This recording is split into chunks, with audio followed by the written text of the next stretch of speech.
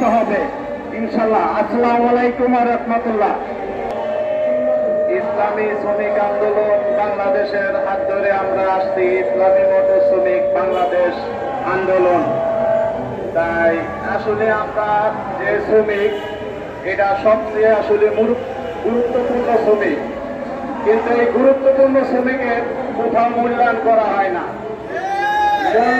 মূল্যায়ন করবো কিনলেগা? মূল্যায়ন করা আসলে বিগত যে স্বৈরাচার সরকার ছিল, এই স্বৈরাচার সরকার আমাদের মানে যা ইজ্জত মান আছিল সবকিছু নষ্ট করে দিয়া বিভিন্ন সেক্টরে মনে করেন দুর্নীতি ঢুকা আজকে আমাদের মনে করেন ইজ্জত সব জায়গায় শেষ করে দিয়েছে।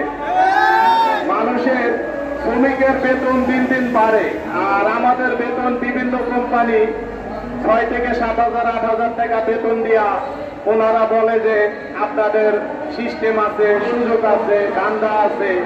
এই ধান্দার মাধ্যমে যখন আমরা মনে করেন বিভিন্ন জায়গায় হয়রানিত হই, তখন আমাদের বলা হয় যে আমরা নাকি ঘাতক। আমরা তো আসলে এই দেশের ঘাতক না, আমরা তো সেবক।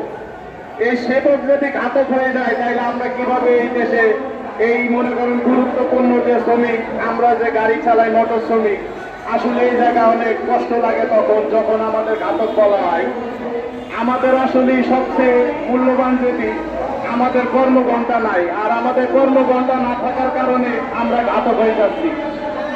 বিভিন্ন সেক্টরে মনে করেন যে প্রত্যেকটা প্রতিষ্ঠান যারা আছে, সুইপার থেকে শুরু করে যারা আছে, প্রত্যেকের কর্মঘণ্টা আছে, হয় 8 ঘন্টা, নাইলে 10 ঘন্টা, নাইলে 12 ঘন্টা থাকে। কিন্তু আমাদের ক্ষেত্রে কোনো কর্মঘণ্টা নাই, দেখা আছে 24 ঘন্টা অথবা 48 ঘন্টা গাড়ি চালানোর পরে। এখন আমরা তো মানুষ, আমরা যখন 48 ঘন্টা গাড়ি চালানোর পরে দেখা যাচ্ছে আমার গাড়িটা ঘুমে দেখা যাচ্ছে কোনো বিল্ডিং এর উপরে যাচ্ছে না, কোনো ব্রিজের উপরে যাচ্ছে না, কোনো মানুষের উপরে যাচ্ছে, তখন বলা হচ্ছে আমরা ঘাতক। আসলে আমাদের করণীয় কি? আমাদের নির্ধারিত কর্মঘণ্টা দিতে হবে, আমাদের সর্বোচ্চ কোনো ধান্দার দরকার নাই, আমাদের সর্বোচ্চ বেতন থাকতে হবে 30,000 টাকা, সর্বনিম্ন বেতন আমাদের 30,000 টাকা করে নিতে হবে। এটা সরকারের কাছে আমরা দাবি, এই দাবি নিয়ে আজকে আমরা আসছি। আসলে আমরা অসহায় হয়ে আসছি। বিগত যে সরকার গুন্ডি আসছিল, ওই সরকার গুন্ডি আসলে আমাদের কখনো সুযোগ সুবিধা দেখে নাই, না দেখার কারণে এখন আমাদের রাজপথে আসতে হচ্ছে, ভিন্ন একটা মোটর শ্রমিক নিয়ে আসতে হচ্ছে। আসলে আমাদের বিগত যে শ্রমিক আছে, আসলে একটা কর্মক্ষেত্রে দেখা যাচ্ছে প্রত্যেকের কিন্তু সর্বোচ্চ আপনার নাগরিক তথ্য আছে একটা, যে প্রতিষ্ঠানে কাজ করে তার আছে একটা কার্ড, কিন্তু একমাত্র মোটর শ্রমিকের কার্ড আছে 3টা। সারা বিশ্বের ভিতরে আসলে কোথাও আছে কিনা আমার জানা নাই, কিন্তু আমার বাংলাদেশে 3টা কার্ড হওয়ার কারণ কি? বিগত যারা কিছু কিছু সংগঠন করছে, সংগঠন করে বিভিন্ন সুযোগ সুবিধার নামে চাঁদাবাজি করে হাজার হাজার কোটি টাকার মালিক হয়ে যাচ্ছে, অথচ আমরা আজকে ঢুকে ঢুকে মরছি। আজকে মোটর শ্রমিক রাস্তার ভিতরে কোন রকম দুর্ঘটনা ঘটলে কোনো সরকার দেখার সময় মনে করে না যে এটা মোটর শ্রমিক, গুরুত্বপূর্ণ শ্রমিক। বিভিন্ন মনে করেন সংগঠন আছে, তারা মুখ ফেরায় দেখে না, মাত্র মনে করেন এরা ঢুকে ঢুকে মারা হচ্ছে বিভিন্ন মেডিকেলে, বিভিন্ন জায়গায় মনে করেন বরণ করতেছে।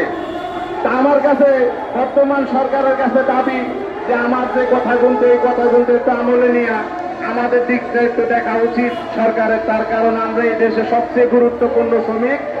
আমরা যদি এই দেশে একদিন গাড়ি না চালাই, এই দেশ কিন্তু অসাল।